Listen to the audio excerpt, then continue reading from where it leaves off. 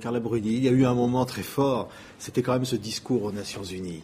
Parce que là, vous avez, je sais pas, vous citez, vous êtes adressé aux leaders du monde, vous avez dit, vous êtes leader du monde, je ne veux pas vous donner de leçons, mais écoutez mon appel, c'est possible de doubler d'ici 18 mois le nombre de femmes enceintes séropositives qui auront accès au traitement, et en 2015, il n'y aura plus de transmission du virus de la mère à l'enfant. Grâce à vous.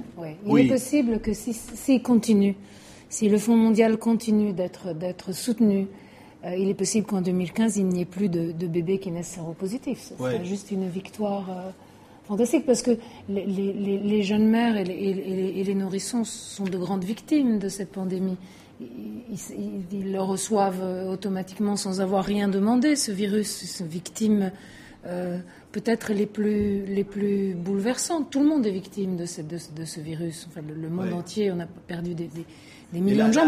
Mais là, dans la mère et les enfants, l'idée que tous les bébés puissent naître séronégatifs et vivre et avoir leur chance comme les enfants qui naissent ici, ce serait quand même formidable. Et là, avoir dit ça à l'ONU, à côté de Ban Ki-moon, le secrétaire général de l'ONU, et d'ailleurs en face de votre mari, le président Sarkozy, c'était quelque chose, j'imagine, quand même. Oui, mais c'était un moment important pour moi. Je ne suis pas une très bonne oratrice, mais ce qui était important...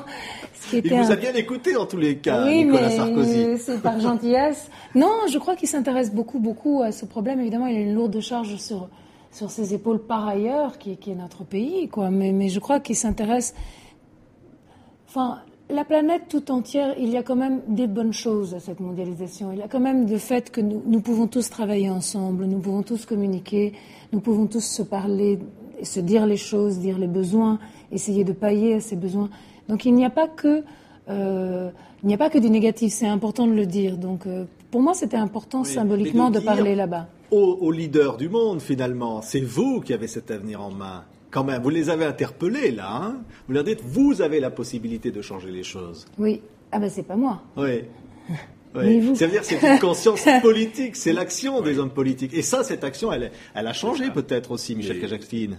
La santé est un problème politique. L'accès à la santé est un problème politique. C'est un problème de décision. Et ce dont nous parlons aujourd'hui, c'est la santé qu'on appelle globale, la santé du monde en développement.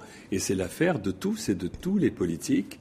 Et moi, je suis aussi toujours très ému quand je suis aux Nations Unies. Le mot Nations Unies l'expression porte en elle-même un message si fort. Et le Fonds mondial, c'est quelque part ça aussi. C'est la réflexion de tous les acteurs, de tous les pays venant ensemble dans un objectif, arrêter l'épidémie.